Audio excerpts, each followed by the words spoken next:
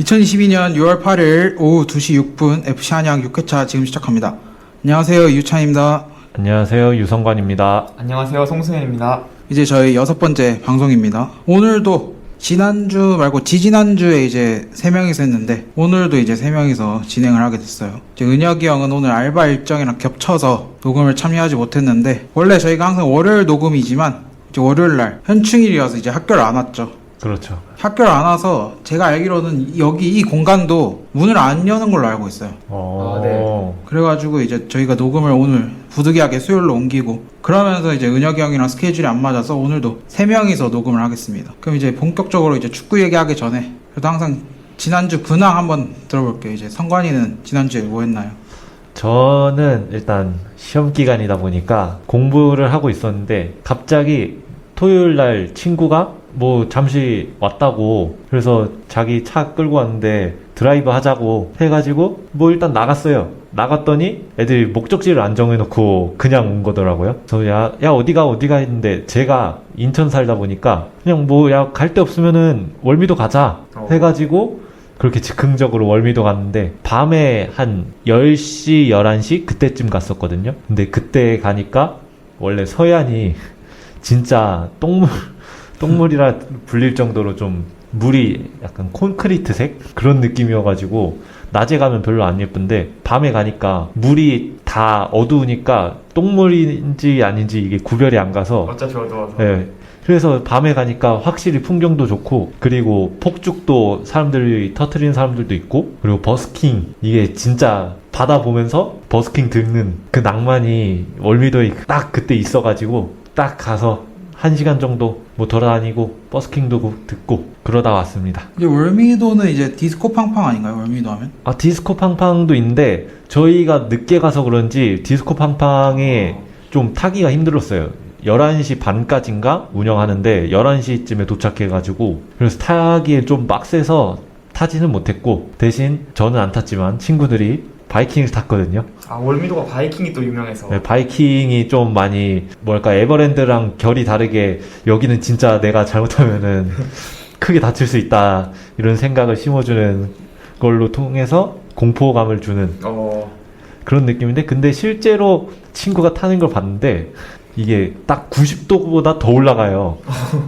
계속 최고 높이가 90도보다 더 올라가는데 거기서 또 이 안전바를 잡고 있다가 또 남자애들끼리니까 가오 부리잖아요. 야 너 이거에 쪼냐?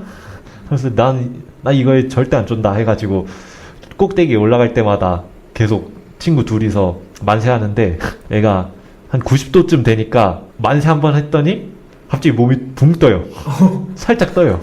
그걸 밑에서 있던 저도 봤는데 그 친구는 진짜 놀라가지고 아마 욕했을 것 같은데 그러고 나서 더 올라갔을 때는 손을 안 들더라고요. 아 이거는 들면 내가 진짜 떨어질 수 있겠구나 생각해가지고 뭐 그렇게 월미도 바이킹 이렇게 잔혹하지만 실제로는 안전하니까. 아니 네. 제가 제 친구의 썰인데 네. 어렸을 때 월미도 바이킹을 타러 갔대요. 근데 이제 자기 가족이 탔는데 자기는 안 타고 자기 사촌 누나가 탔다고 했는데 네. 사촌 누나가 맨 뒷자리에 앉았대요. 아 맨 뒷자리 제일 무섭죠. 근데 이제 그 바이킹이 안전바가 좀 헐거워가지고 네. 몇 번 올라갔다 내려왔다 하니까 사촌 누나가 맨 뒷자리가 아니었대요.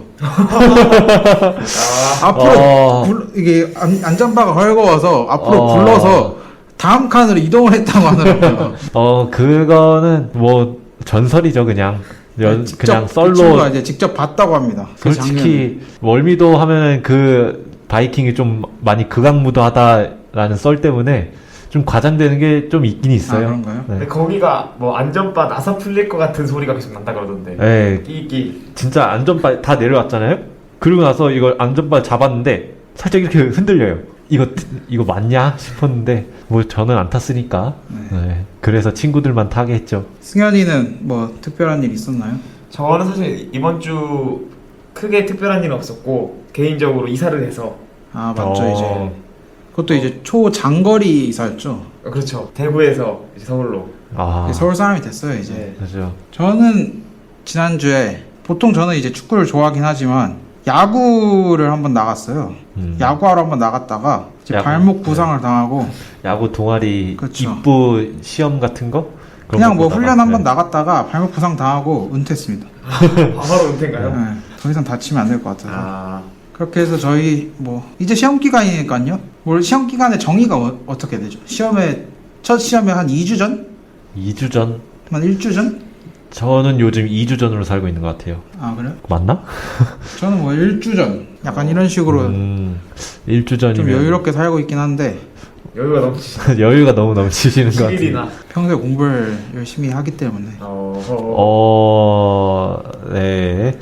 넘어가겠습니다. 네. 그렇게 해서 이제 저희 이제 시험 기간이니까 여튼 그래도 시험 기간이라고 축구를 안 하는 건 아니에요. 저희가 공부를 해도 계속 축구를 하더라고요. 특히 해외 축구가 끝나니까 막 국가대표팀 경기 막 네. 해가지고 A매치 기간이 그쵸. 시작돼가지고 그것도 챙겨봐야 되고 해서 뭐 공부와 별개로 저희는 항상 축구는 챙겨보니까요. 첫 번째 코너 이제 국가대표팀 친선 경기 이야기로 넘어가도록 하겠습니다. 자 그러면 첫 번째 코너 국가대표팀 친선 경기 이야기 해보도록 하겠습니다. 이제 저희 대표팀이 4경기를 치르죠. 이번 A매치 기간 동안 브라질, 칠레, 파라과이 그리고 이집트인데 저번에 공개가 됐던 명단을 한번 얘기를 해보겠습니다. 먼저 골키퍼 이제 4명을 뽑았어요. 김동준, 김승규, 송범근, 조현우. 뭐 송범근 안 좋아하시나요?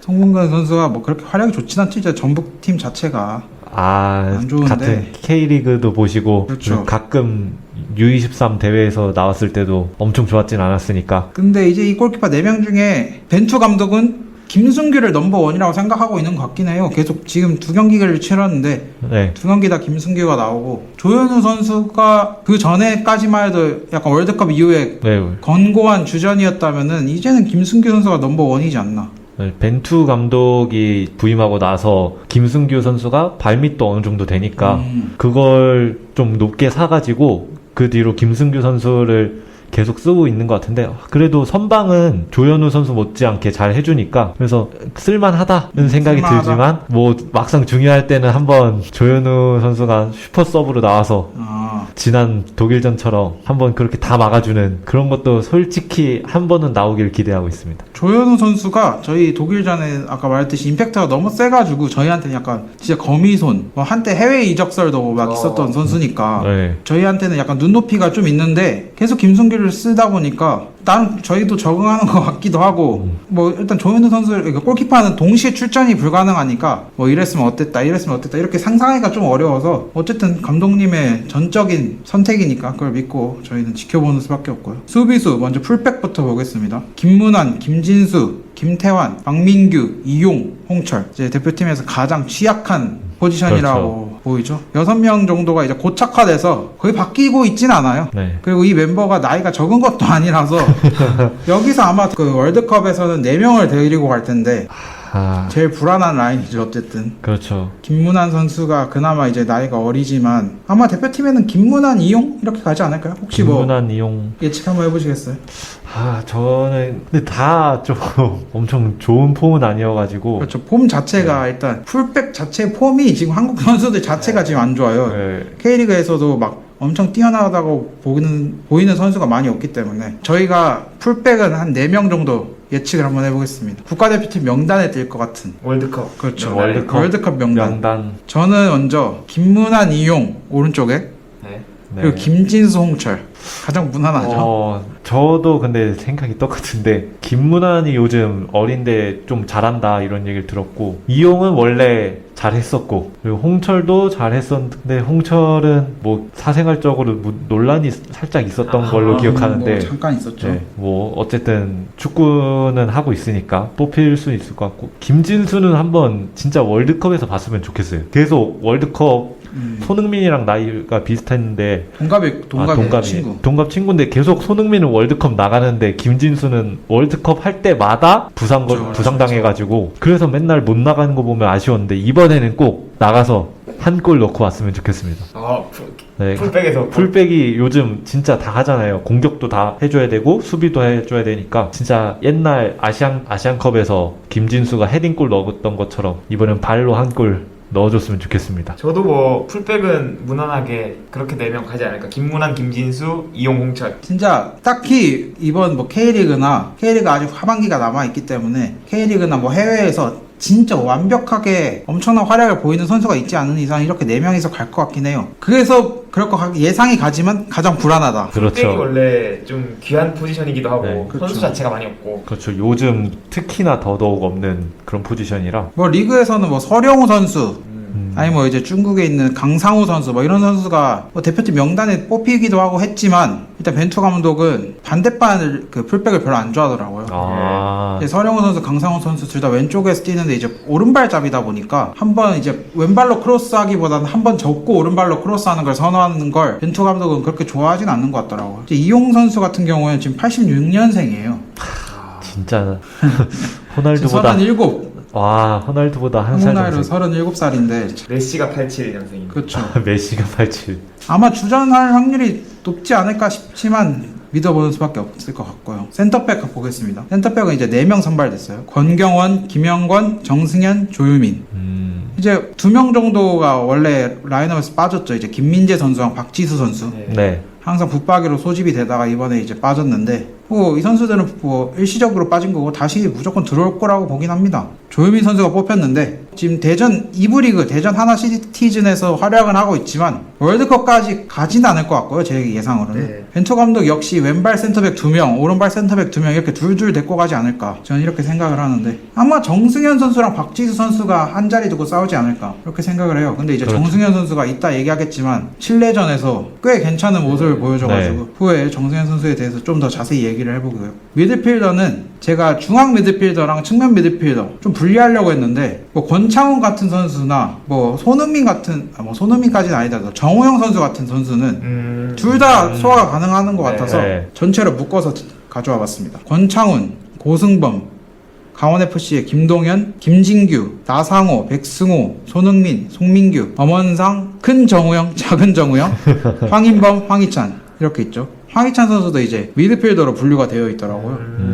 손흥민 선수도 마찬가지고 여기서 이제 제일 기대해볼 만한 선수는 이제 작은 정우영. 아, 저희가 그렇죠. 이미 경기를 보고 얘기를 해가지고 작은 정우영 선수가 갑자기 생각이 났는데 좋은 활약을 펼쳤습니다. 근데 네. 미넨 출신이지 않습니까? 네, 그렇죠. 지금 프라이부르크에서 챔스 갈 뻔했다가 아쉽게 유로파로 간. 미넨 유스 출신이죠. 어쨌든 그죠? 미넨 U19에서도 뛰었고 미넨 2에서도 뛰었던 걸로 기억하고 있는데 미넨 그 챔스 출전 최연소 기록 갖고 있지 않나요? 그렇죠, 그렇죠. 토마스 밀러가 교체돼서 들어가면서 아, 네. 제가 개인적으로 살짝 걱정을 했어요. 정우영 선수가 미넨에서 잘하면 좋겠는데 그러면 이제 옛날 토트넘 팬들도 이런 생각할 수도 있어요. 토트넘 팬 말고 손흥민 팬 때문에 토트넘 팬들이 싫어할 수도 있을 거라고 생각을 해요.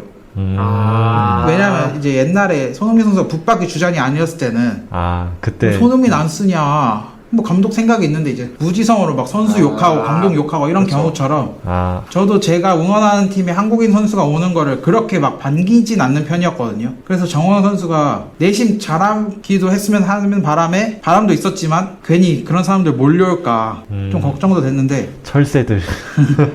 지금 분데스리가 완벽히 주전 적응을 했죠. 이제 팀도 네. 잘 나가고 있고 포칼도 이번에 그렇죠. 곧 결승을 갔죠. 우승 못했던 것 같은데 여튼 네. 이제 공격수는 2명 조규성, 황의조 뽑혔습니다. 이제 K리그를 많이 보시는 사람들은 항상 얘기가 나오는 화두가 있죠. 주민규 왜 안 뽑냐. 이제 주민규 K리그 득점왕 출신 주민규를 왜 안 뽑냐. 뭐 이제는 그 논란이 많이 사그라들었습니다. 이제 월드컵도 가까워져 오고 사람들이 느낀 거죠. 벤투 감독님이 자신의 고집이 확실히 있구나. 네. 아예 거들떠도 보지 않겠구나.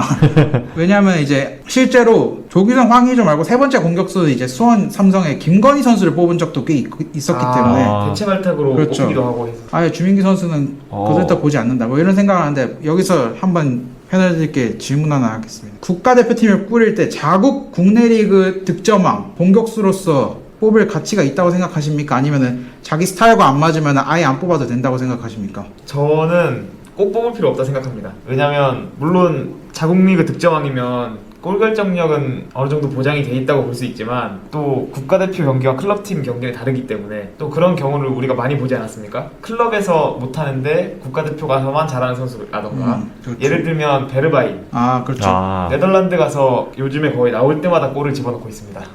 그렇죠. 베일도 국가대표만 가면 잘하죠. 베일은 또 이번에 60년 만에 조국을 월드컵으로 이끌면서 네. 그런 것처럼 감독, 대표팀 감독의 전술이 가장 중요하지 않나. 팀 스포츠이기 때문에 전 이렇게 생각합니다. 저도 비슷한 생각인데 감독이 원하는 그런 스트라이커의 유형이 있단 말이에요. 골을 넣어주는 스트라이커 그 득점원을 맡아줄 선수를 원하거나 아니면은 포스트 플레이를 해주면서 주변 측면 자원들한테 힘을 실어주기를 바라거나 아니면은 내려와서 공격 작업이나 빌드업 과정을 좀 더 수월하게 해주거나 이런 여러 유형이 있는데 그 유형에 맞으면 뽑는 거지 맞지 않는다면 그리고 자국 리그에 득점왕이 있어도 뭐 자기가 좀 더 이미 써봤는데 얘가 더 좋다 얘가 이미 훨씬 내가 잘 쓸 수 있다 이런 확신이 있으면 굳이 뽑지 않아도 될 거라고 생각합니다. 저는 개인적으로 클럽 대표팀이 아니죠. 클럽팀 감독은 철학이 있어야 된다고 생각해요. 나만의 철학. 네. 좀 오바스럽게 얘기하면 뭐 옛날 리즈의 비엘사 감독처럼 좀 완전 독특하더라도 그죠. 어쨌든 자기만의 철학이 확고히 있어야 된다고 생각하는데 대표팀 감독은 철학이 없어야 된다고 생각해요. 왜냐면 결과를 이제 내야 되는 자리다. 결과를 내야 되기도 하고 그 나라에서 축구 제일 잘하는 뭐 23명 내지 26명 정도를 뽑아서 경기를 하는 거기 때문에 철학과 자기의 스타일과 관계없이 그냥 잘하는 사람 쭈르륵 다 뽑아서 잘하는 사람을 11명을 배치해서 약간 11대 11 그런 경기를 해서 결과를 내는 게 대표팀 감독이라고 저는 개인적으로 생각을 해서 아무리 그래도 조규성 선수도 지금 엄청 잘하고 있어요. 그래서 지금 조규성 선수를 뽑는 거는 괜찮지만 그래도 주민기 선수가 작년쯤에 정말 핫할 때 그때는 이제 주민기 선수를 뽑아서 테스트는 봤어야지 너무 배제를 했다는 생각은 해요. 그래도 지금 잘 나가고 있어서 더 비판하지 않겠습니다. 근데 제가 말을 듣다 보니까 든 생각인데 저는 약간 사실대로 말하면 약간 반반인 것 같습니다. 예를 들어서 한국 감독이다 그러면 전처럼 자국 리그의 득점왕을 굳이 안 뽑을 수도 있다 생각하지만 그 자국 리그 득점왕이 진짜 세계적인 클래스의 선수다. 예를 들면 뭐 잉글랜드 감독인데 케인 정도? 거기는 일단 무조건 뽑아야 되는 거고요. 잉글랜드 감독이 이제 케인을 안 뽑으면 문제가 있는 거죠, 감독에서. 근데 만약에 그러면... 감독 전술과 맞지 않아도 감독은 약간 공격수에 예를 들어서 케인은 너무 다재다능하지만 케인은 근데 다 잘할 것 같아요. 감독이 약간 뚝배기를 원해. 공격수한테는 포스트 플레이와 크로스와 헤딩만을 원하면은 케인보다 칼버트 루인, 뭐 타미 아브레함 같은 엄청 키 큰 장신 선수를 선호할 수도 있겠지만 그거는 이제 문제가 있죠. 아까 말했듯이. 그러면 막 네덜란드 리그 득점왕 공격수를 네덜란드에서 스트라이커를 뽑을까?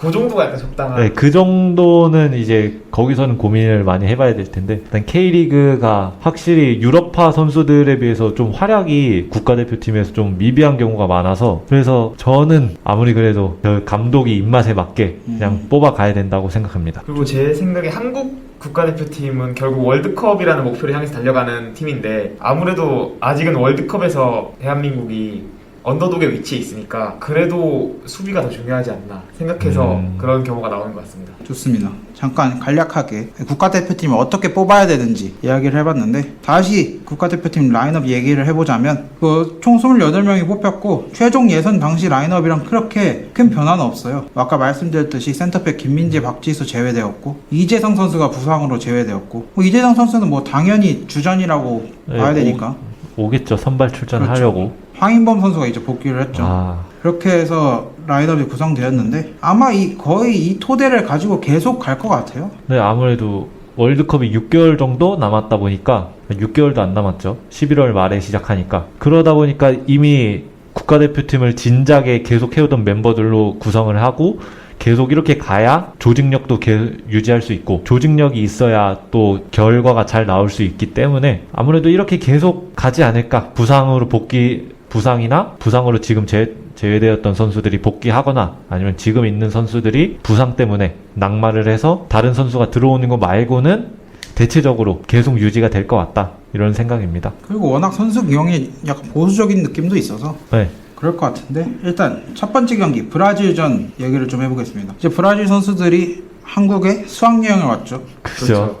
남산 타워도 가고 에버랜드도 가고 수학여행 치고 저녁에 클럽도 가고 그렇게 뭐 화제가 계속 화제였는데 시차 적응을 너무 완벽하게 해서 그런지 놀 때 사진을 보면은 그냥 얘네가 진짜 축구 잘하는 애들 맞나 싶었는데 진짜 경기 시작하자마자 브라질이구나 이렇게 느꼈던 것 같아요. 5대1 대패를 당했습니다. 전반전에 이제 황의조 선수가 골 넣을 때까지만 해도 기분이 되게 좋았는데 동점골. 그렇죠. 네. 그 이후에 무너졌죠.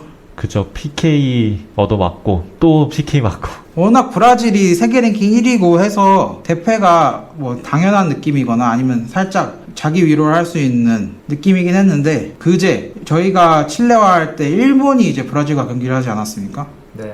근데 이제 일본을 1대 0으로밖에 안 졌어요. 그렇게 네. 또 보니까 확실히 우리가 갈 길이 멀거나 뭐 이런 생각도 들긴 했는데 어쨌든 브라질한테는 5골이나 먹었습니다. 네이마르 선수한테 2골, 뭐 히샬리송한테 1골, 쿠티뉴도 넣었고 제주스도 넣었어요. 슈팅도 6대 17로 많이 밀렸습니다. 밀렸죠. 더 얘기하면 우울하기만 하니까 바로 칠레전 얘기를 해볼게요. 칠레전 이틀 전에 열렸죠. 저희가 2대 0으로 이겼습니다. 황희찬 선수의 그 멋진 골. 제대로 감겼더라고요. 이게 감긴 건지 무회전인지 모르겠는데 진짜 딱 원하는 그 연습할 때 축구 선수들이 훈련할 때 영상 찍어 놓는 거 있잖아요. 그때 유독 잘 찬 슛은 또 막 올려놓고 그러는데 딱 그런 궤적으로 들어가서 되게 멋있었던 것 같아요. 그 다음에 이제 손흥민 선수의 센츄리 클럽을 자축하는 프리킥골. 사실 손흥민 선수가 이 경기에서 골 넣기 전까지는 기회를 몇 번 놓치는 모습도 있었는데 그래도 이제 역시 손흥민이 아니었나. 마지막에 멋진 프리킥골을 넣으면서 그냥 네가 이기나 내가 이기나 한번 해보자 하고 냅다 때렸죠. 근데 그게 들어가가지고 센츄리 클럽 가입하는 딱 100경기째 득점을 하게 되면서 결과는 뭐 중간에 좀 많이 불안했는데 그래도 2대 0으로 칠레가 1군이 아니었잖아요. 완벽히. 그렇죠. 그러다 보니까 무조건 이겼어야 된다 이런 느낌이 좀 강했는데 그래도 결과는 챙겨온 것 같아서 어느 정도 괜찮은 거라고 생각했고 그리고 불안한 게 수비 쪽에서 좀 많이 불안했던 거잖아요. 공격진은 뭐 항상 뭐 결정력 이런 데에서 문제는 있어 왔던 거고 수비 쪽이 특히 이번에 더 부각됐는데 수비 쪽은 아무래도 김민재 선수가 핵심인데 김민재 선수가 없다 보니까 불안해졌지 않나. 나중에 복귀하면은 좀 괜찮아질 거다라는 희망을 품게 되는 그런 경기였던 것 같습니다. 이게 칠레가 세대 교체를 진행 중이라고 하더라고요. 네. 그래서 저희가 흔히 칠레에서 유명한 뭐 산체스, 비달 뭐 이런 선수 다 오지도 않았고 칠레가 월드컵을 이번에 못 그렇죠. 간다고 월드컵도 들어서. 못 나갔고 그래서 아예 빠르게 세대 교체를 진행하려 하는 것 같아요. 그리고 이 감독 자체도 저희 대한민국과 A매치가 데뷔, 그러니까 칠레 감독으로서의 데뷔 경기였다고 하더라고요. 그래서 뭐 당연히 이겨야 된다고 사람들도 기대했을 텐데 뭐 당연히 이기긴 했지만 아까 말했다시피 이 김민재 선수 하나의 빈자리가 좀 컸어요. 축구가 좀 신기한 게 한 명이 빠지면은 그 한 명 1인분이 빠지는 게 아니라 연쇄적으로 그렇죠. 김민재 선수가 활동할 수 있는 범위가 또 넓잖아요. 네. 거기에다 그 범위도 빈 공간이 생기고 김민재 선수가 커트할 수 있는 공들도 다른 선수가 못 커트하는 경우가 생기고 이러다 보니까 연쇄적으로 뭔가 악재가 또 올 수도 있는데 그래도 나름 정승현 선수가 잘하긴 했지만 그래도 김민재 선수가 확실히 필요했던 것 같고요. 또 이번 경기에서 제가 느꼈던 건 아까 저희가 명단 얘기하면서 잠깐 얘기했지만 벤투 감독은 주민규를 쓸 생각이 전혀 없는 것 같아요. 왜냐하면 손흥민 선수가 원톱 스트라이커로 나왔어요. 그렇죠. 그러니까 제가 봤을 때 제 추측컨대 벤투 감독은 최전방 공격수 1선발은 황의조, 2선발은 손흥민, 그리고 3선발을 조규성으로 생각하지 않는가. 그래서 저희가 이제 항상 뭐 황의조가 부상당하면 제가 봤을 때 손흥민을 원톱으로 쓰고 거기까지 안 되면은 조규성을 쓴다. 약간 이런 구상을 하고 있는 것 같아요. 손흥민 선수를 단순히 윙어로만 두는 게 아니라 그래서 세 번째 공격수까지 이미 다 자리가 찼다. 다른 국내 공격수들은 이제 자리 없다. 뭐 이런 생각을 들기도 했고요. 근데 그럴만하죠. 손흥민 선수가 득점왕 할 정도로 일단 결정력도 많이 올라왔고 그리고 만약에 손흥민 선수가 아니라 3순위로 조규성 선수를 쓴다면 손흥민 선수를 좀 더 내리면서 빌드업 과정이나 아니면 측면 쪽으로 보내면서 다른 스트라이커로 보내기 위한 공격 작업에 도움을 주게 할 수 있기 때문에 이미 세 자리는 생각해보면 진짜 다 찬 것 같긴 해요. 좀 더 얘기를 해보자면 이날 가장 돋보였던 선수는 저는 개인적으로 작은 정우영이었습니다. 정말 잘하더라고요. 제 기억에 어시스트도 작은 정우영이 했던 것 같은데 아, 네, 맞습니다. 이제 정우영 선수가 이제 프라이부르크 지난 시즌 리그 30경기에서 5골 2도움을 했고 프라이부르크는 이제 유로파 플레이오프 진출권을 획득했다고 합니다. 정우영 선수가 이제 굳건히 주전 자리를 차지해서 이제 유로파도 뛰게 됐는데 정우영 선수가 좀 더 발전을 한다면 아마 무조건 무조건 국가대표팀 월드컵 명단에 들지 않을까. 선발로서 나오는 모습도 기대해볼만 할 것 같아요. 이게 보통은 이재성 선수가 그 자리를 나오긴 하지만 이재성 선수보다 좀 더 속도 있고 좀 더 공격적으로 뭐 이재성 선수 워낙 밑으로까지 많이 내려와주는 선수니까 네. 그런 롤을 원한다면 예를 들어서 뭐 이재성, 정우영 둘이 같이 나오고 뭐 이런 경우도 기대해볼만 할 것 같아서 저는 개인적으로 이제 작은 정우영 정말 인상 깊게 봤습니다. 젊기도 해가지고 그래서 이재성도 나이가 없는 게 아니잖아요. 네, 그렇죠. 이제는 네. 그러다 보니까 젊은 피인 정우영을 넣어서 좀 분위기를 반전시키고 좀 리프레시하는 그런 용도로도 쓸 수 있을 것 같아요. 그리고 또 앞으로 월드컵을 몇 번이고 더 나올 수 있는 선수라고 생각하기 때문에 뭐 이번 월드컵도 같이 가는 게 좋지 않을까 이렇게 생각합니다. 제가 알기로는 이제 저랑 동갑이거든요. 이제 한국 나이로 24살이니까 그래도 두 번 이것 말고도 두 번은 더 갈 수 있지 않을까. 그렇죠. 두 번. 그렇죠. 욕심내서 세 번. 뭐 가능도 하죠. 그저 이용도 지금 그렇죠. 이형 선수도. 이용 선수도 나오려고 하니까. 그 다음에 저희 아까 수비 불안 얘기하긴 했지만 그래도 정승현 선수 정말 번뜩였던 것 같아요. 네. 올 시즌은 이제 상무에서 김천 상무에서 잘하고 있고 저는 정승현 선수를 이제 리우 올림픽 대표팀 때 처음 봤거든요. 그때 이제 장현수 선수랑 센터백 그 주전이었어요, 둘이서. 맞습니다. 그래서 저는 이 선수가 그때도 굉장히 잘했다고 느껴서 저는 이 선수가 이제 대표팀의 주축이 될 줄 알았는데 그 당시만 해도 이제 김민재 선수가 올림픽 대표팀 후보 명단이었거든요. 그 리우 올림픽은 그 김민재 선수가 갑자기 귀신같이 활약을 하면서 정승현 선수는 국가대표 소집은 되지만 실질적으로 경기를 뛰지 못하는 그런 위치에 들었는데 뭐 저번 월드컵에도 제 기억에는 명단에 있었습니다. 러시아 월드컵 때도. 근데 그때도 이제 장현수 선수랑 김현건 선수가 워낙 부동의 센터백 주전이었고 독일전에는 이제 윤영선 선수가 나왔나요? 네네. 그렇죠. 그렇게 해서 정승현 선수는 뛰지도 못했는데 이번 월드컵 명단에 저는 들 것 같긴 해요. 못 들 수도 있을 것 같기도 하고 들 수도 있을 것 같기도 하고 한 들 확률이 한 60-70% 될 것 같긴 한데 그래서 한번 월드컵에서도 볼 수 있는 활약할 수 있는 걸 기대해 보겠습니다. 그리고 저도 사실 그 형처럼 리우 올림픽 이후로 정승현 선수가 잘 될 것 같아서 약간 어느 정도 팔로우를 하고 있었는데 또 이제 정승현 선수가 일본에서 뛰었지 않았겠습니까? 맞죠. 일본에서 거기서도 굉장히 이제 좋은 활약을 보이면서 제 기억으로는 클럽 월드컵 결승까지 가서 뭐 했는데 그때 레알 마드리드한테 졌던 걸로. 레알이 세긴 하죠. 그러고 이제 유니폼 교환을 바란 선수와 당시. 그때 당시 바라는 탑이었죠. 네, 정말 잘할 때이기 때문에 이번에도 브라질전 끝나고 제가 알기로 마르키뉴스랑 정승현 선수랑 교환한 걸로 제가 기억하고 있거든요. 콜렉터네요, 그냥. 그래도 축구 선수로서 원탑 선수 만나면 바꾸고 싶잖아요. 네, 그리고 같은 포지션이기 때문에 그러니까 자주 바꾸어서 부럽네요. 그 마르키뉴스 유니폼. 마르키뉴스, 바란, 파리 만나면은 그러면 라모스?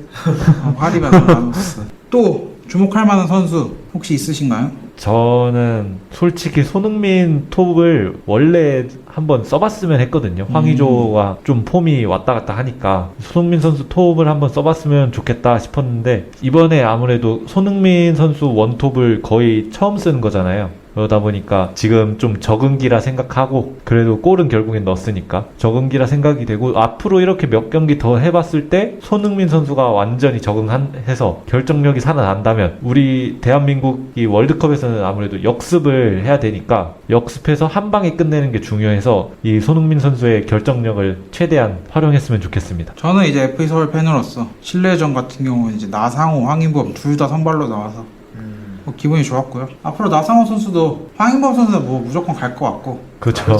나상호 선수가 계속 활약을 해서 명단에 들어서 꼭 월드컵 무대를 밟았으면 하는 바람입니다. 이제 다음 경기 두 경기가 남아있죠. 6월 10일 금요일날 파라과이 경기가 있고요. 14일 다음 주 화요일 이집트 경기가 있습니다. 살라 선수가 나올지 못 나올지 그건 좀 관건이긴 해요. 한국은 오겠죠, 그래도.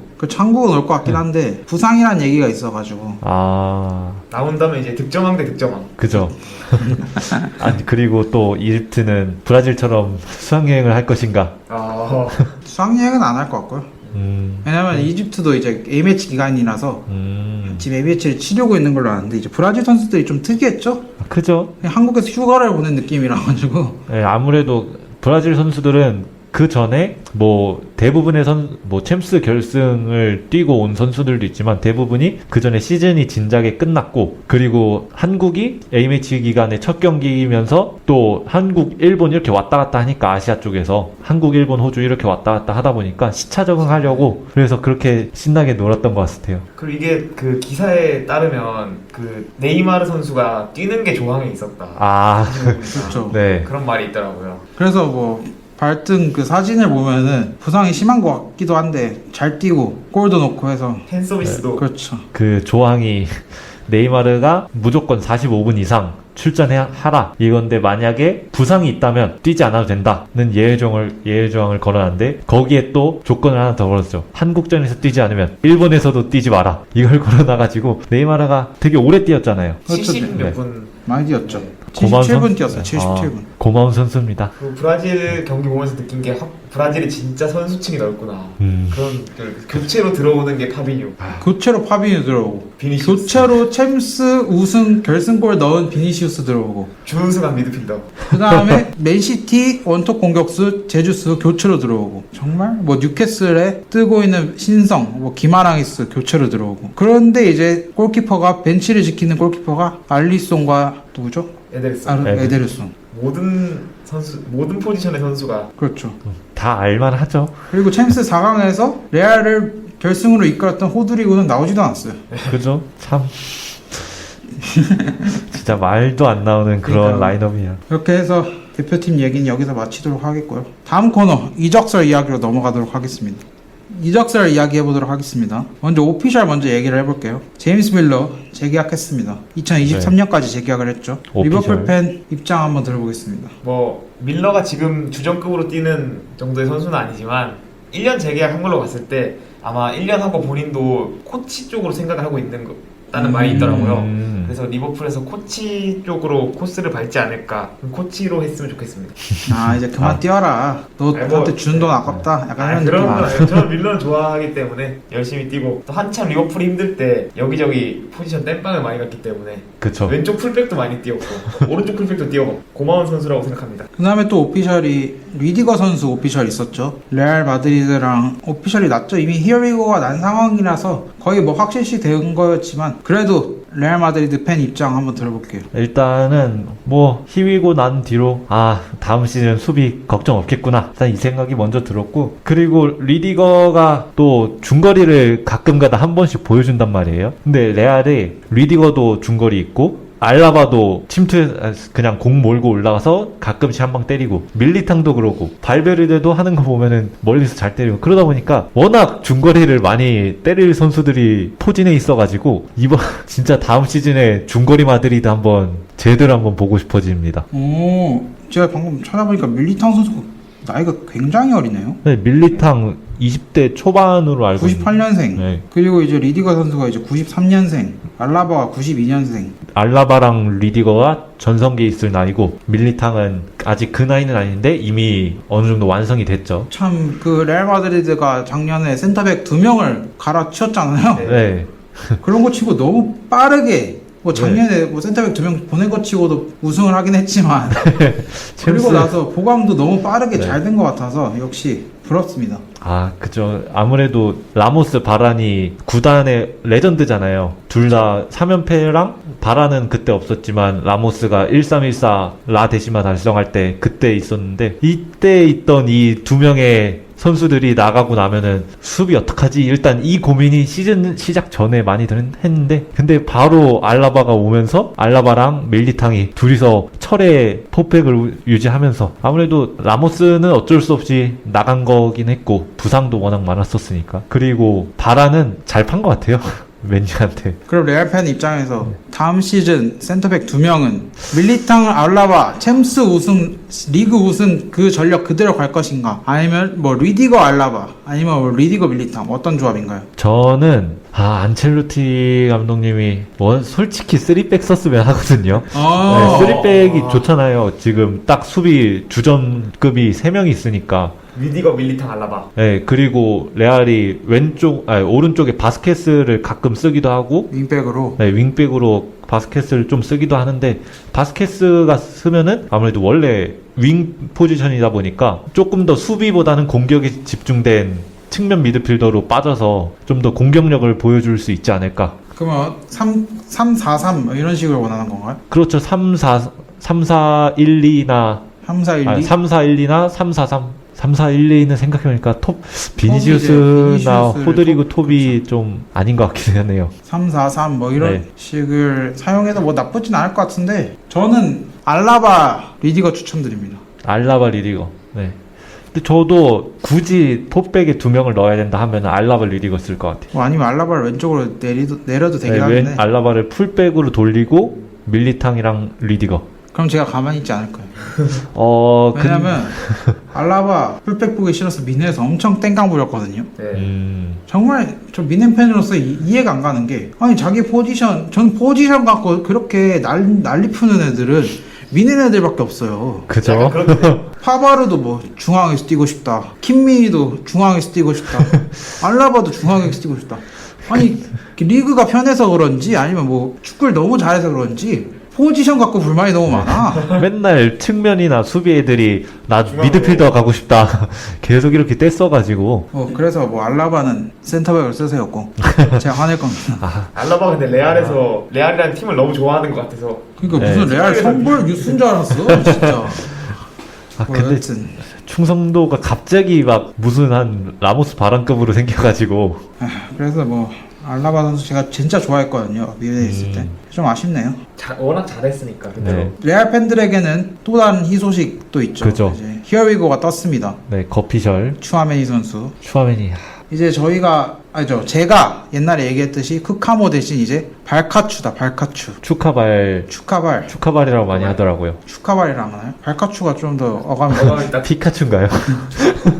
발베르데, 카마빈가, 추아메니. 게다가 크카모도 아직 견제하니까 네, 지금 백업으로 지금 1,000억짜리 백업이 들어왔어요. 올 시즌간. 그죠. 소감 한번 얘기해 주세요. 이제 뭐 수비도 지금 완벽하고 지금 약간 풀백 쪽은 좀 부상이나 이런 게 걸리면은 위기이긴 하지만 그래도 수비 센터백은 완벽하고 골키퍼 완벽하죠 그냥. 그리고 미드필더진도 이제 크카모의 서브가 축카발. 발카추. 전 축카발이 하겠습니다. 축카발이 이렇게 서브로 든든하게 있고 거기다 세바요스도 되게 잘해가지고 다음 시즌에 남아서 교체 카드로 쓰일 수 있을 것 같고 공격진은 비니시우스 호드리고 일단 측면 윙 자원은 확실하죠. 그리고 톱은 벤제마인데 솔직히 저는 제일 걱정인 게 벤제마가 갑자기 에이징 커브가 와도 이상하지 않을 나이라서 톱 자원이 제일 문제긴 한데 그래도 어느 정도 해주진 않을까. 다음 시즌까지는 이렇게 가고 그 다음에 뭐 톱 자원을 또 영입하는지 아니면 이번에 영입할 수도 있죠. 어떤 선수를 영입할지 모르겠지만 돈은 많기 때문에 레알은. 요 탑자원 매물이 요즘 누구 있죠? 톱으로 쓸만한. 요즘은 아무래도 누네즈. 누네즈가 누네즈가 계속 핫하고 누네즈 선수 말고는 딱히 막 떠오르는 유명한 그런 선수들은 딱히 없는 것 같아요. 그나마 제주스 막 하이제킹 해온다. 레알이 하이제킹 할 거다 이런 얘기가 있긴 한데 제주스 일단 정확하게 모르겠어서 혹시 모르죠 근데 바리아노 디아즈 아직 있잖아요. 네. 그 레알의 7번이었던. MD7 네. 루카 요비치도 아직 있고 걔네는 아자르도 있고. 아자르 이제 윙어에 아자르 아센시오도 있고. 멤버 좋네. 아센시오는 서브로 서브로 둘만하고 아잘은 솔직히 이번에 못하면 진짜 나가리죠. 이번에 못하면 위약금 물어서라도 방출해야 되고 마리아노랑 요비치는 그냥 빨리 꺼졌으면 좋겠어요. 근데 마리아노는 제가 사실 뛰는 거를 거의 못 봐서 네. 레알 경기 볼 때마다 진짜 안 뛰어요. 못 나와요. 그리고 딱 저도 마지막 기억이 엘클 때 2대1로 이길 때 마지막에 추가골 넣은 거 투입되자마자 10초 만에 추가골 넣은 거 그거밖에 기억이 안 나가지고. 아니면 쿠보 쿠보 어떻습니까? 쿠보는 장기적으로 봤을 때 괜찮은 옵션이 될 수 있다고. 근데 좀 지금 봤을 때는 너무 장기적으로 가야 돼서 추카발이 있으니까 이제 쿠보는 이제 거의 윙어급으로 올라갈 이제는 수도 있으니까. 윙어로 올라가도 근데 호드리구랑 어리죠. 비니시우스가 워낙 어리다 보니까 20대 초반이다 보니까 레알이 세대 교체가 지금 너무 잘 되고 있어서 지금 매각만 잘하면 매각만 잘하고 톱자운이랑 풀백만 어느 정도 보강해 두면은 그럼 진짜 앞으로 한 10년 더 해먹지 않을까 그런 생각이 돼요. 그리고 마리아노 디아스가 페네르바체랑의 링크도 살짝 나왔다가 지금부터 다시 얘기가 없는 것 같아요. 마리아노 디아즈는 레알 마드리드 너무 좋아하는 것 같아요. 그렇죠. 그만 좋아해야 할 텐데. 그렇게 또 레알 마드리드 얘기 좀 해봤고요. 이제 이적설 얘기를 좀 해보자면 저는 이게 제일 눈에 들어왔어요. 마티치, AS 로마 가나. 이제 무리뉴가 이제 첼시에서도 지도를 했고 맨유에서도 지도를 했는데 이제 로마에서까지 지도를 하나 뭐 이런 썰이 있는데 무리뉴는 이제 PL에서 좀 한물간 선수들을 네. 잘 키웠죠. 이제 올 시즌 로마에서 활약이 괜찮았기 때문에. 그렇죠. 타미 에이브럼도 원래 첼시에서 이거 좀 뭔가 좀 아쉬운데 라는 느낌이 있어서 첼시가 팔았는데 그거를 딱 사와서 바로 주전 붙박이 선수로 이렇게 만들어낸 거 보면은 확실히 무리뉴 살아있다 이번에 이런 느낌이 든다. 컨퍼런스도 우승시켰고. 네. 그렇죠. 어쨌든 우승을 시키니까 트로피가 중요하잖아요. 뭐 리그 대회 크기보다는 네. 조그마한 뭐라도 트로피가 나오는데. 중요하니까. 그리고 어쨌든 유럽컵이니까 유럽 뭐라 해야 되지? 유럽 대항전. 그렇죠. 유럽 대항전컵이니까요. 이렇게 마티치 링크가 있고요. 황의조 선수 이적설도 있습니다. 어쨌든 팀이 리그2로 강등을 당했기 때문에 지난해 리그1 11골, 팀 내 최다 득점자였던 황의조 선수가 낭트, 마르세유 이런 팀들이랑 링크가 있는데 마르세유는 제가 알기로는 이제 챔피언스 리그 출전을 합니다. 마르세유로 가면 이제 챔피언스 리그를 황의조 선수가 뛸 수 있는 건데 어쨌든 팀은 나갈 것 같긴 한데 좀 궁금하네요. 어디로 갈지. 저희가 리그1 이적까지는 아직 확실히 된 건 없어서 제가 알기로는 이제 분데스리가 좀 몇 팀, 뭐 PL에서도 관심 있다는 얘기도 옛날에 있었던 것 같은데 아직 정해진 건 없어서 그래도 좀 좋은 팀 가가지고 지원 잘 받고 활약도 그렇죠. 어느 정도 하고 패스 잘 주는 그런 팀으로 가서 골 많이 넣었으면 좋겠습니다. 그 다음에 이제 바르셀로나는 이제 크리스텐센이랑 캐시의 FA 이적이 얘기가 되어 있죠. 시즌 끝나기 전부터 계속 얘기가 나왔었죠. 근데 여기는 이제 재정 문제 때문에 계속 지금 여기 프랭키 더용을 판다는 말까지 나오고 네. 있어서. 근데 저는 정말 이해 안 가는 게 리비딩을 하는데 프랭키 더용을 팔고 리비딩을 한대요. 프랭키 더용이 중심이 돼서 리빌딩을 하는 게 아니라 좀 이해가 안 가는 팀이긴 합니다. 지금 그만큼 부채가 심각하죠. 그렇죠. 뭐 어느 정도인지는 모르겠지만. 여기에 또 이제 리버풀이 한몫했으니까요. 그 부채에. 그죠. 리버풀이 일단 한 명 팔고 그리고 도르트문트도 좀 뜯어가고 뭐 결국 바르셀로나가 자초한 거긴 하죠. 그렇게 해서 바르셀로나는 뭐 방출 얘기는 많은데 지금 이적 얘기도 별로 다룰 만한 게 없어요. 지금 랩이 이상한 식으로 꼬시고 있는 거 말고는 맨날 나오는 게 임금 체불 문제 이런 것만 요즘 그렇죠. 나와가지고 임금 삭감했다, 몇 프로 삭감했다, 뭐 이런 얘기나 하고. 그렇게 해서 이제 넘어가 보고요. 베르바인 아약스. 이게 어느 정도 좀 진하게 나오는 것 같아요. 네. 베르바인 선수가 뭐 네덜란드 국대에서 완전히 못하는 것도 아니고 나오면 잘하는데 토트넘에 이제 3톱을 중 한 명이라도 제끼고 주전 차지할 확률이 거의 희박하다 보니까 그렇죠. 본인이 나가려고 하는 것 같은데 이 선수 잘하니까 아약스 충분히 관심 가질만 하고. 올해 PL 올해 게임 체인저 상을 받았죠. 그 레스터 시티전 2골 때문에. 그리고 베르바이는 저는 못하는 선수가 아니라 자기 팀 잘 맞는 팀 가면 훨씬 더 잘할 수 있을 것 같아서 뭐 네덜란드 국가대표 가서 하는 것도 그렇고 원래 또 네덜란드 리그에서 뛰어봤으니까 아약스 간다면 잘하지 않을까 생각하고 있습니다. 베르바인 선수도 이제 97년생이라서 나이가 어리네요. 그리고 약간 지금 시그니처 그 세레머니가 있잖아요. 손 얼굴로 네, 요거. 가리는. 그것 때문에도 좀 호감이 많이 가가지고 되게 잘 가서 잘 좀 더 뭐 리그 폭격하고 그렇게 잘 됐으면 좋겠어요. 베르바인 선수도 얘기해봤고 뭐 주이스 쿤데 첼시 얘기도 있고요. 에릭센 토트넘 얘기도 있고요. 사카 맨시티 얘기도 있는데 뭐 그렇게 진하진 않은 것 같아서 언급만 하고 뭐 또 다른 뭐 이적설 뭐 흥미있는 이적설이 있을까요? 손흥민은 남아야죠. 콘테인데. 솔직히 콘테 아니라 누누가 계속했으면 무조건 떠나야 된다 이런 말을 했는데 콘테다 보니까 케인도 그 땡깡 부리던 케인도 콘테 오니까 남겠다 이렇게 한 상태에서 손흥민이 내가 떠나겠다 이러기에는 눈치가 보이죠. 콘테가 오니까 케인이 남는 게 아닙니다. 그러면 어떤 거죠? 홀란드가 맨시티를 가서 남는 거예요. 갈 데가 없어서. 갈 데가 없잖아요 지금. 근데 뭐 리버풀이 이제 손흥민 노렸다는 꽤 진지한 이 링크가 있었다고 하더라고요. 저희한테는 알려진 건 없었지만 뭐 토트넘이 챔스를 가서 뭐 직접 제시는 안 했다고 얘기는 들었는데 리버풀에 손흥민 갔으면 이제 우르 살라 좌흥민 막 이런 식으로 그렇죠. 득점왕 듀오. 득점왕 2명. 46골 넣고.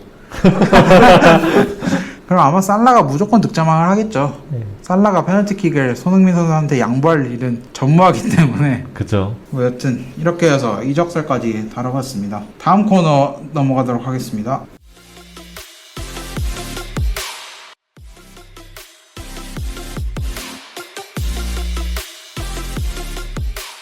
이제 세 번째 코너 나였으면 들어가도록 하겠습니다. 나였으면 이제 성관이의 코너인데요. 성관이가 진행해주면 될 것 같아요. 네, 이번 주 나였으면, 내가 구단주였으면, 내가 감독이었으면이라는 가정하에 어떤 감독이나 선수를 영입할 건지 토론해보는 시간입니다. 자, 이번 주에 나였으면 주제는 내가 아스날의 구단주라면 감독으로서 투엘을 선임할 것이냐 아니면 안첼로티를 선임할 것이냐입니다. 일단 투엘은 지난 시즌에 첼시에 중도 부임해서 첼시에게 두 번째 빅이어를 안겨준 굉장히 명장이죠. 그러나 이번 시즌은 팀 내부의 여러 사정들로 인해서 팀이 흔들거리면서 힘들 거란 예상을 했고 실제로도 중간에 22년 들어와서 좀 휘청거리는 모습을 많이 보여줬지만 결국에 FA컵과 리그컵 준우승을 하고 리그도 3위로 마무리하여 챔스에 진출을 하게 만든 투엘. 하지만 이와 반대로 지난 시즌 에버튼에서 퇴물이라는 이야기가 나올 정도로 부진했다가 레알 마드리드에 올해 부임하자마자 지난 시즌에 아쉬웠던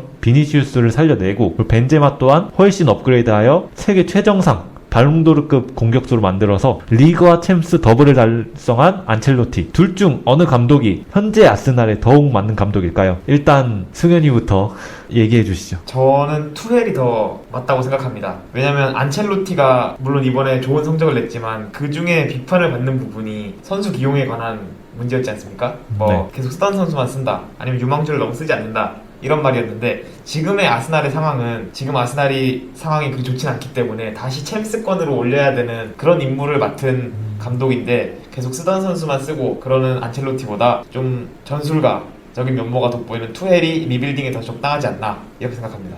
저는 또 반대 의견으로 갈라서게 되는데요. 레알 팬이라서 안첼로티를 선택한 것이 아니고 안첼로티 감독의 특징이 전술적으로 뭐 세심함이나 이런 거는 다른 감독에 비해서 좀 뒤처질 수는 있어도 안첼로티 감독은 특징이 선수들을 활용을 너무 잘해요. 뭐 전술로 아니라 딱 적재적소에 맞춰서 선수들을 배치하고 그리고 선수들의 폼을 또 살리는 게 안첼로티의 특기라고 생각을 해서 이런 선수들을 특기를 살리고 적재적소에 배치하는 것이 현재 아스널에서 가장 중요한 것이라고 생각합니다. 아무래도 유스 출신들이 이번 시즌에 많이 등용됐잖아요. 그러니까 이 선수를 적재적소에 자리 찾아주는 것도 중요하고 그리고 아까 안첼로티 감독이 교체를 안 하고 쓰던 선수만 쓴다 하는데 아스날 현재 선수들은 아까 말했듯이 유스 출신 선수들이 너무 많다 보니까 경기 수가 부족한 선수들이 많아요. 그러다 보니까 이번 시즌에서도 뭐 자꾸 폼이 좋아야 할 때 갑자기 안 좋아지고 그런 것 때문에 안첼로티가 와서 선수들의 사카나, 스미스로우 아니면 웨데고르 이런 선수들의 폼을 살려주고 그리고 적재적소에 잘 배치하면서 또 안첼로티가 주전을 계속 쓰면서 경험치도 매겨주고 그리고 짬에서 나오는 그런 뭐 느낌적으로 교체해가지고 그런 식으로 해서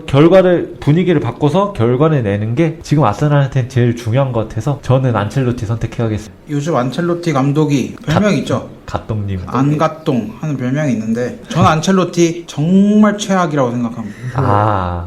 정말 미넨 팬 입장에서는 좋아할 수가 없어요. 역대 최악의 감독. 중대장보다 더 쓰레기였던 감독. 중대장 코바치 감독보다. 그렇죠. 파리 생제르맹한테 3대0 완패당하고 이제 바로 경질이 됐었던 감독인데 그 당시에 이제 선발 명단 11명만 주고 뭐 어떠한 설명도 안 했다. 뭐 이런 얘기도 있어요. 그만큼 별로였는데 그래서 뭐 아스날 구단주였다면 안첼로티를 안 쓰겠다 이런 건 아니지만 아스날이 지금이 필요한 거는 뭐 지금 저는 아르테타가 제일 적합한 감독이라고 생각해요. 왜냐면 아스날한테 필요한 거는 좀 오랜 기간 팀을 만들어갈 수 있는 감독이라고 생각하는데 그러면은 팀에서는 안첼로티보다 투엘이 훨씬 더 적합할 거라고 봐요. 어쨌든 투엘이라는 사람은 자신의 철학이 너무 확고한데 그 확고한 철학을 잘 빚어가지고 팀을 장기간 운영하면서 어느 정도 팀의 성장을 도모할 수 있는 스타일인 반면에 안첼로티는 뭐 에버튼과 나폴리에서 보여줬다시피 선수 명단이 확실히 베스트가 아니면 좋은 기량을 보여주기가 어려울 것 같아요. 지금 레알처럼 훌륭한 명단이 있는 팀에서는 관리를 잘 하고 어느 정도의 전술적인 면모보다 관리의 면모 아니면 뭐 분위기 면모로 좋은 성적을 내는 거는 가능하겠지만 이렇게 아스날처럼 팀이 완벽한 스쿼드가 아닐 때는 거기서 살아남기 힘들다. 그래서 전 투엘 감독입니다. 그러면 안첼로티는 저 혼자고 네.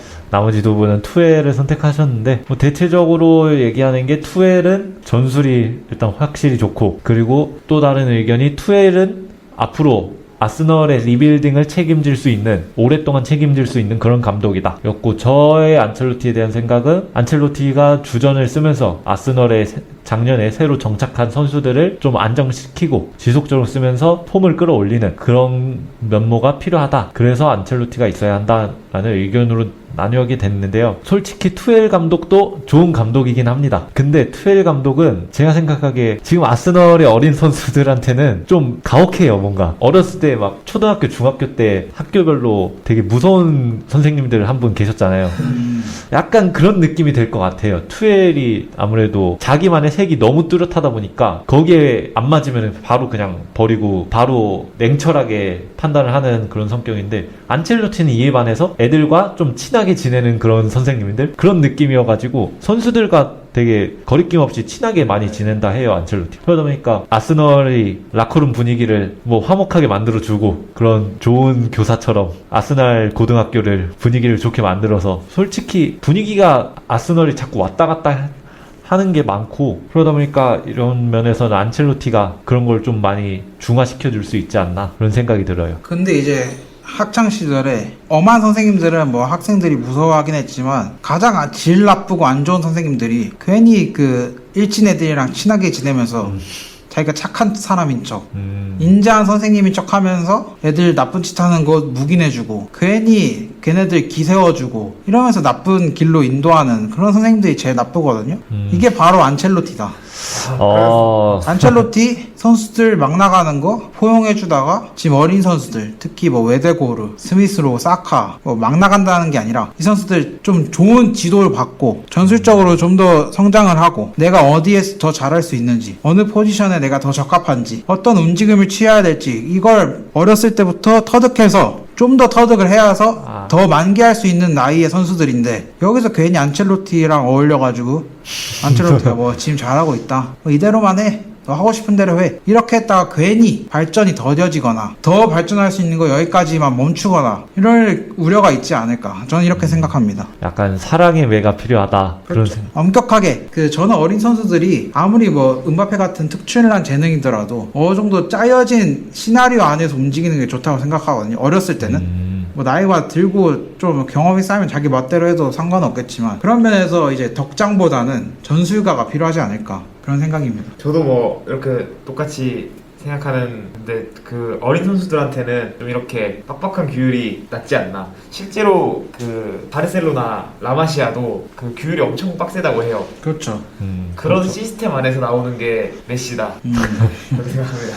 아, 메시가 이게 얘기가 나오면은 좀 힘들어지긴 한데 근데 이번 시즌에 안첼로티 감독도 자기만의 예시를 하나 만들어냈죠. 비니시우스라고. 네. 솔직히 이 정도로 잘 될 줄은 몰랐어요. 비니시우스가. 원래 작년에 아직도 기억나는 게 아탈란타전에서 공 대신 자기가 들어가는 그러고 나서 카메라 앵글이 맨 뒤에서 라모스가 통탄하는 그런 앵글이 아직도 기억나는데 근데 그 비니시우스를 이렇게 살려내다 보니까 왠지 안첼로티라면은 지금 아스널에서 좀 생각보다 애매한 선수들이 많아요. 파티도 잘했는데 아스널 가서 좀 부진하고 있고 자카도 원래 처음에는 패스 이런 것도 약간 나중에 조르지뉴 한창 잘할 때처럼 잘 해줄 거다 이런 생각이 있었고 그리고 공격진에서도 솔직히 이번에 은케티아 갑자기 시즌 말미에 살아났잖아요. 그러다 보니까 이런 선수들을 이제 살려줘야 되는데 이런 선수들을 살려주는 거는 안첼로티가 비니시우스를 살리고 그리고 호드리구나 레알에서의 어린 선수들을 좀 잘 기용했던 그런 경험이 있는 것 같아서 잘 기용해서 이 어린 선수들이 이제 성인이 됐으니까 지금은 이제 엄격한 규율에서 살짝 벗어나서 이런 자유로움을 살짝씩 맛보면서 자신만의 자유로움에 대한 철학이나 이런 걸 만들어 가야 되는 그런 상황이라고 생각을 해서 안첼로티 감독님이 선수들을 지도하고 그리고 이건 약간 논쟁을 벗어난 이야기지만 아르테타가 잘리는 게 아니라 경질되는 게 아니라 수석 코치로 남아 있어서 계속 투엘이 오든 안첼로티가 오든 계속 배워서 나중에 투엘이든 안첼로티든 결국에 떠날 거니까 그렇게 떠나고 나면은 아르테타가 부임해서 된 것처럼 오래오래. 네, 잘 배워서 오래오래 했으면 하는 그런 논외의 이야기를 잠깐 해봤습니다. 근데 투엘이 오면 아르테타가 수석 코치 할 수 있는데 네. 안첼로티가 오면 수석 코치를 못해요. 왜냐면 이제 그렇군요. 안첼로티는 네. 이제 자격 없는 아주 무능한 뭐 미넨 시절에는 별로 좋지 않았습니다. 자기 아들을 이제 수석 코치로 네. 항상 들고 다니죠. 그리고 자기 사위도 영양사로 항상 데리고 다니는데 네. 아들은 정말 자격증이 없었어요. 미넨 시절에는. 이제 땄다 그러더라고요. 네, 이제 그래도 딱- 아직 그 프로 자격증은 없다고 하더라고요. 그러니까 이제 아르테타가 이제 안첼로티 밑에선 일할 수 없고 아들이 일할 거기 때문에. 근데 자꾸 미넨 팬이랑 레알 팬이랑 이게 상반되는 게 레알 팬한테는 괜찮은 감독인데 미넨은 너무 안 좋아해요. 투엘이 선수단과의 불화 뭐 이런 것도 지적이 될 수 있는데 안첼로티가 미넨 시절에 선수단이랑 또 불화가 있었어요. 그 어느 팀에서도 선수단과의 불화가 없었거든요. 뭐 네. 안첼로티 유명한 사진 하면 뭐 가투소가 뭐 안첼로티 때리는 거, 네. 모드리치가 뒤에서 막 점프해서 안기는 거, 뭐 선수들이 서슴없이 다가가는 네. 그런 장면들이 많이 생각나는데 미넨에선 불화가 있었습니다. 미네에서만 있었어요. 그거 미넨이 이상한 거 아닌가요? 그 수비수들이 미드필더로 뛰게 해달라 땡깡 부리는 것도 미넨의 문제인 것 같은데. 미넨이 하인케스, 과르디올라 겪고 안첼로티 겪으려 하니까 미넨 선수들이 얼마나 힘들겠어요. 좀 짜임새 있는 훈련을 받고 좀 열심히 지도를 받았는데 갑자기 와가지고 하고 싶은 대로 뛰어. 뭐 이게 베스트 11이야. 너 여기서 하고 싶은 대로 해. 이러면 안 되죠. 감독이라면 좀 디테일해야 됩니다.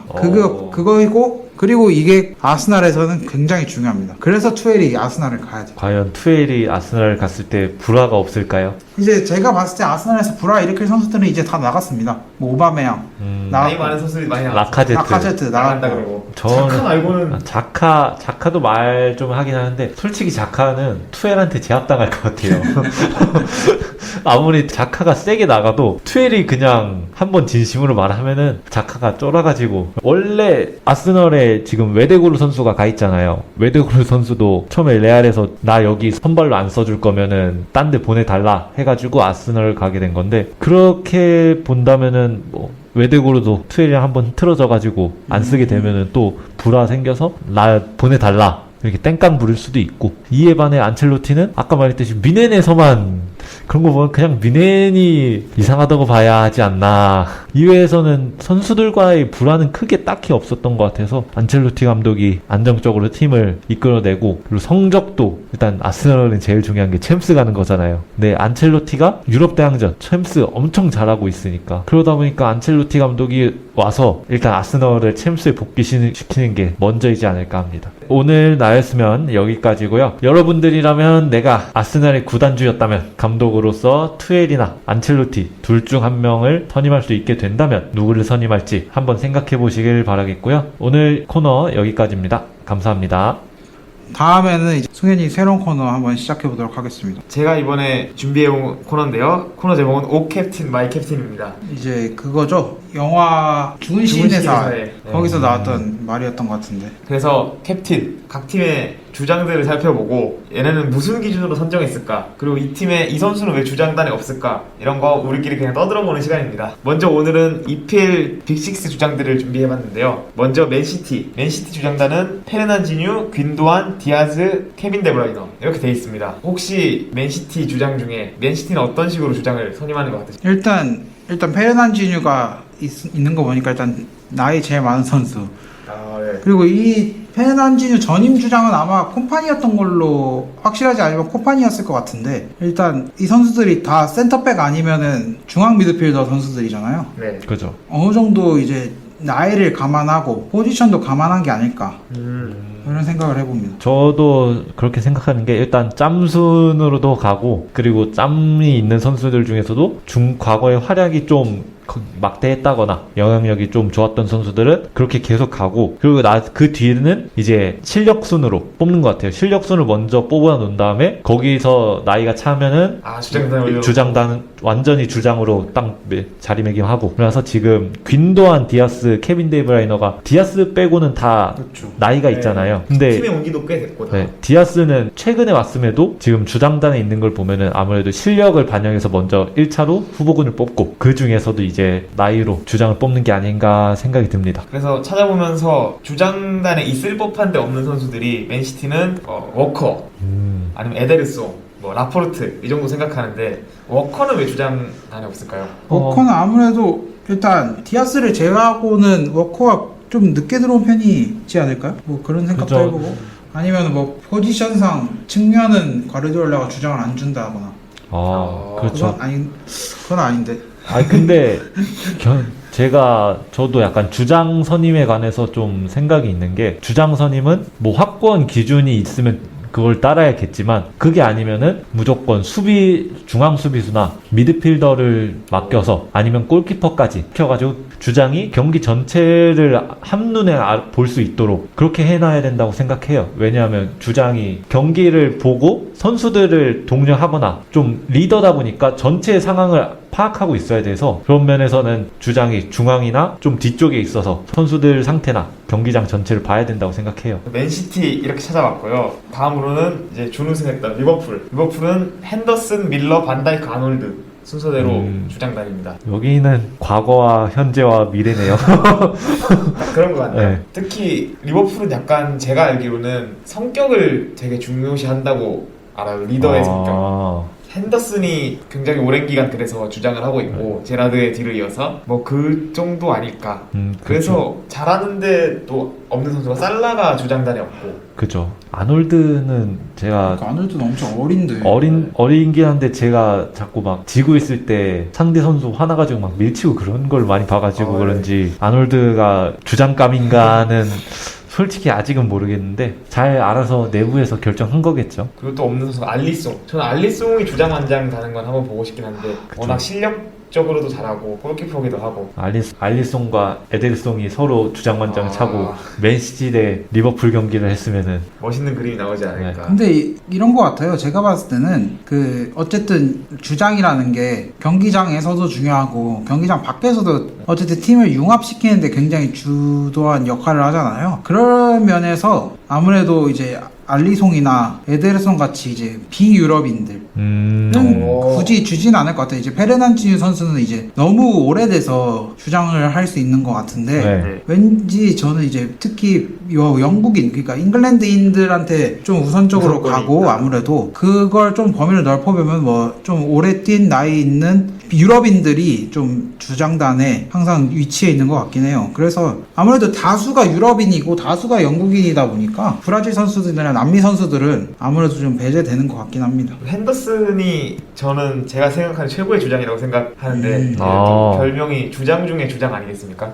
요즘 그렇죠. 저는 람이라고 생각하는데요. 람은 인정이죠. 저는 라모스. 오케이 알겠습니다. 제라드가 했던 말이 있습니다. 자기가 본 프로 선수들 중에 가장 위에 있는 게 핸더슨이다. 프로 의식이. 그래서 핸더슨이 주장이 된 게 아닐까 싶고 다음 팀은 첼시입니다. 첼시는 아스필리쿠에타, 조르지뉴, 캉테, 티아고 실바 순서인데요. 여기도 뭐 다 납득이 가는. 그렇죠. 네, 아스필리쿠에타는 아무래도 첼시에 가장 오래 있는 선수고 나머지 3명도 실력적으로 절대 까이지 않을 선수이기도 하고 중앙 쪽에 있다 보니까 아까 제가 얘기했던 주장의 그런 조건에 맞는 중앙 쪽에서 경기 전체를 볼 수 있는 그런 위치에 있는 것 같아서 잘 뽑힌 것 같아요. 첼시도 주장단이. 그렇죠. 티아고 실바는 이제 첼시에 온 지는 얼마 안 됐지만 뭐 PSG에서 장기간 주장이었고 어쨌든 투엘 감독 밑에서 주장이었기 때문에 뭐 현재 첼시 주장단에 들어가도 손색이 없을 것 같아요. 그리고 첼시에는 의외로 없었던 선수가 지금은 이제 레알 선수가 된 리디거. 리디거 정도는 좀 안 됩니다. 그런가요? 리디거 너무 흥분을 많이 하고 상대팀 선수들이랑 충돌을 많이 하는 스타일이기 때문에 저는 그렇게 주장단에 적합하진 않을 것 같아요. 개인적으로는. 그죠. 그러니까 상대팀 선수랑 충돌을 많이 하는 주장이려면 일단 자기가 엄청 잘났어야 돼요. 엄청 잘나거나 엄청 세야 되는데 상대 선수랑 많이 싸우는 주장이 라모스가 있었죠. 근데 라모스는 그렇게 싸워도 결국에 잘하니까. 그러니까 뭐 어떻게 터치를 못 하는데 질라탄도 약간 질라탄도 그런 식인데 리디거는 솔직히 아직 그런 느낌이 들진 않는 것 같아요. 그리고 다음 팀이 가장 주장이 뽑기 어려운 팀이라고 생각하는데 아스날입니다. 뽑기 어려운 팀이 그쵸. 아니라 이제 뽑았는데 내팽개치는 애들이 이제 많아서 다 나갔죠 이제. 라카제트, 티어니, 웨데보르. 그렇죠. 원래 자카 있었고 오바메양 있었는데 네. 자카는 뭐 자기 완장을 땅바닥에 네. 팬들 앞에서 버리고 오바메양 뭐 나왔고 라카제트는 이제 아스날 팬들이 싫어하죠. 이제 뭐 팀을 떠난다는 게 확실히 거의 그렇죠. 네. 그럼 이제 티언이 외대고르인데 너무 어리지 않나. 네, 티어니는 그래도 아스날 내에서 주장감이다 이런 얘기가 옛날부터 나왔는데 웨데고르는 이번 시즌에 오기도 했고 레알에서 나 선발 안 써줄 것 같으니까 나 여기 온 거다 이런 거 보면은 솔직히 아스날에서 충성감을 보이는 주장감일까? 라는 생각에 전 좀 회의적이어서 저는 아스날은 추천하겠습니다. 그러면 어떤 선수로? 벤 화이트 아니면 램즈데일. 뭔가 좀 팀을 애정 있는 뭐 온지는 이번 시즌에 왔긴 했지만 네. 그래도 뭐 다음 시즌 주장단에 충분히 들어갈 만하지 않을까 뭐 이런 생각을 하네요. 애초에 아스널이 이번 시즌 리빌딩을 많이 했다 보니까 영입도 많이 하고 방출도 많이 했다 보니까 그러니까 이번에 새로 정해야 되지 않나 싶어요. 그리고 다음 팀은 토트넘입니다. 토트넘은 주장 유명하죠. 요리스, 케인, 다이어, 4주장이 벤 데이비스. 요리스는 당연하죠. 당연한가요? 요리스는 짬으로나 실력으로나 절대 깔 수가 없고 케인은 당연히 잉글랜드 언터처블 스트라이커니까 잉글랜드 주장이기도 하죠, 케인. 네. 그래서 뭐 케인도 그렇다 할 수 있고 요리스도 프랑스 주장이잖아요. 그렇죠. 네. 주장단 확실히 있고 다이어도 충성도는 되게 높아요. 뭐 실력적으로는 살짝 뭐 부족한 부분도 있긴 하지만 요즘 잘하고 있으니까 벤 데이비스까지도 그냥 좀 토트넘의 충성도를 좀 기준으로 많이 둔 것 같아요. 저는 개인적으로 이제 골키퍼나 공격수를 주장 주는 걸 그렇게 선호하진 않아요. 그러니까 성관이가 아까 중앙의 포지션, 그러니까 센터백, 중미, 골키퍼 정도라고 했는데 저는 개인적으로 센터백보다도 중미가 주장이 훨씬 좋다고 생각을 하거든요. 왜냐면은 그 경기장 같은 데 보면은 선수들끼리 충돌하거나 하면은 심판이 이제 주장을 불러서 주장이랑 얘기할 때가 있어요. 그럴 때 좀 더 원활한 소통되고 선수들 더 응집하기 위해서는 중미나 수미 정도가 주장에 적합하지 않을까 생각하는데 뭐 토트넘 같은 경우에는 센터백 아니죠. 골키퍼랑 최전방 공격수가 이제 주장 부주장인데 뭐 여기도 제가 아까 말했다시피 다이어 벤 데이비스는 영국 선수들이니까 네. 그 잉글랜드 웨일스 선수니까 그 점을 고려해서 주장단에 들어가 있지 않을까 뭐 이런 생각을 합니다. 그리고 다음 팀 맨유의 주장단은 맥과이어, 브루노 페르난데스입니다. 여기도 사실 주장단 선임이 좀 잘못된 게 아닌가 싶긴 한데 일단 맥과이어는 원래 지난 시즌까지는 잘했어요. 근데 이번 시즌에 갑자기 확 말아먹고 그리고 솔직히 맥과이어가 이렇게 많이 요즘 까이는 이유 중에 하나가 이정료 때문으로 많이 까이잖아요. 근데 이정료는 맥과이어 잘못은 하나도 없는데 그냥 멍청하게 그거를 그만큼 오버페이해서 산 그런 맨유 보드진의 문제인데 그거 가지고 좀 맥과이어가 많이 욕먹는 거 보면은 좀 안쓰럽기도 해요. 그리고 제가 찾아보니까 세 번째 주장이 이제 마커스 레시포드고 네 번째 주장이 데야라고 하네요. 여기에 이제 호날두 선수가 없고 호날두 선수는 뭐 주장감인가요? 아니요. 절대 주장감은 아니어도 상징성이 있기 때문에 상징성 하나로 충분하죠. 제가 봤을 때 이제 호날두 정도의 성격이라면 주장 완장을 막 뺏거나 중간에 그러지 않을까. 근데 호날두가 주장감이 아니라고 생각하는 이유 중에 또 하나가 포르투갈 국대에서 주장했다가 그 주장 완장을 내팽개쳤잖아요. 그런 거 보면 호날두는 확실히 주장감은 아니다. 호날두는 케어해줄 사람이 필요하다. 근데 이제 호날두 영입, 맨유 영입 초창기 때 이제 호날두 선수가 이제 네. 터널에서 선수들을 막 독려하면서 막 박수치고 응집하는 뭐 장면이 있는데 그 옆에 진짜 주장이었던 맥과이어는 아무것도 안 하고 멀뚱멀뚱 서 있는 그런 영상을 보면서 이거 선수단 내에서 교통정리 해야 된다 뭐 이런 얘기가 있었거든요. 근데 아직까지 뭐 호날두 선수가 잔류한다면 내년 시즌에는 어떻게 될지 모르겠지만 그전 같은 경우도 좀 테다 감독이 유의해서 정리를 해야 될 것 같아요. 왜냐면 저희는 FM 게임 같은 거 해보면은 주장단 선발할 때 선수들의 지지를 받지 못하는 주장을 선임하거나 부주장을 선임하거나 아니면 주장을 하고 있던 사람을 갑자기 부주장과 바꾸거나 하여튼 부주장을 바꿔버리면 또 불만이 떠가지고 막 네. 감독한테 찾아와가지고 다 같이 따지더라고요. 다 같이 진짜 다 같이 찾아와가지고 오도방정을 떨더라고요. 막 이건 진짜 아닌 것 같습니다 감독님 하면서 약간 팀 떠날 정도로 막 FM에서 사기라는 게 있는데 그게 완전 12시 방향으로 올라있던 애도 갑자기 막 6시 방향으로 추락하고 그런 건데 사실 주장이 중요하긴 한 것 같아요. 근데 이미 제 생각에는 라코롬에서는 호날두가 주장처럼 하고 있지 않아? 주장만 아니지 그럴 수도 있다 생각하고 있습니다. 자, 그래서 이번 주에는 EPL 빅6 주장단 살펴봤고요. 혹시 다음에 뭐 기회가 된다면 뭐 다른 리그라던가 아니면 국가대표팀 주장이라던가 찾아보는 시간 갖도록 하겠습니다. 감사합니다. 네, 이제 끝낼 시간이 됐습니다. 이제 해외 축구가 끝나니까 대표팀 경기로 이제 저희 같이 이제 축구 좋아하는 사람들은 이제 쉴 수가 없는 날들인데요. 다음 주는 이제 저희가 한 주 방송을 쉽니다. 기말고사 기간이고 학점을 챙겨야 되니까 다음 주 한 주는 쉬고 그 다음 주부터 다시 정상적으로 녹음을 진행하겠습니다. 그리고 이제 저희가 지금 학교 커뮤니티에 신입 부원을 모집하고 있어요. 4명이 현재 진행을 하고 있는데 5명이 진행하는 것도 좋을 것 같기도 하고 항상 결혼이 좀 자주 생기다 보니까 그것도 방지를 하는 것도 좋을 것 같고 가능하다면 이제 방학 기간 때는 뭐 주 1회가 아닌 주 2회 녹음도 해보고 싶은 욕심이 있어서 추가 부원 모집을 하고 있으니까요. 좋은 소식 있으면 다음 회차 때 또 말씀드리도록 하겠습니다. 지금까지 FC 한양 6화였고요. 들어주셔서 감사합니다. 감사합니다. 감사합니다.